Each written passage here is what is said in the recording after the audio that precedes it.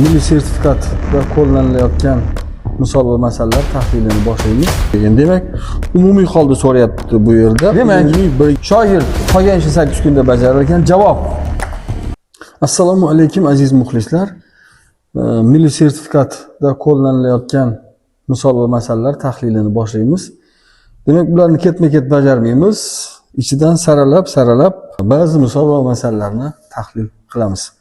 Birinchi masala quyidagicha ekan.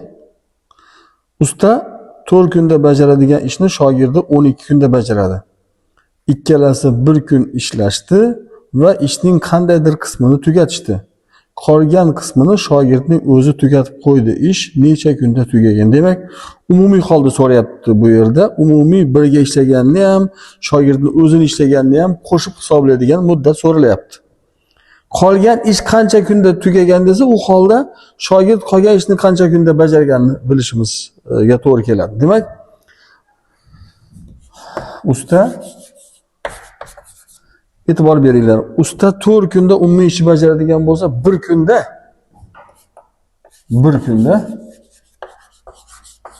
ishning 4dan 1 qismini bajaradi.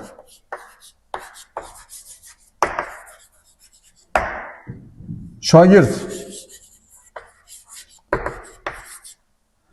12 kunda shu ishni bajaradigan bo'lsa, bir kunda 12dan 1 qismini bajaradi.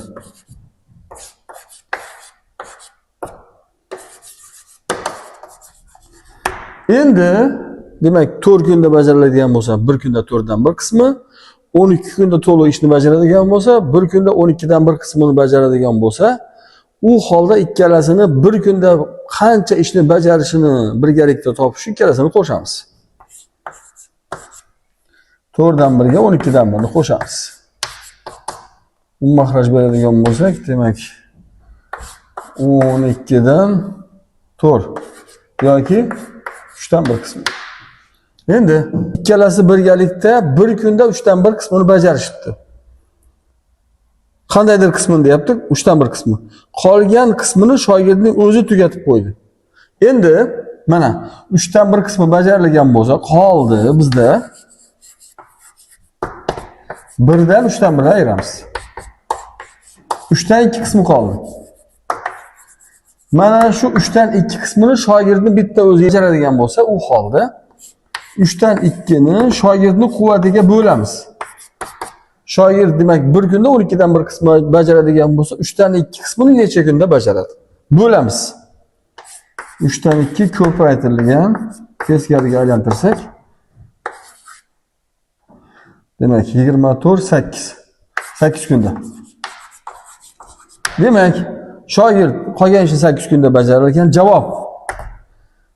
Usta bilan birgalikda ishlagan bir kun jami 9 kun vaqt ketadi. E'tiboringiz uchun rahmat. Salomat bo'linglar.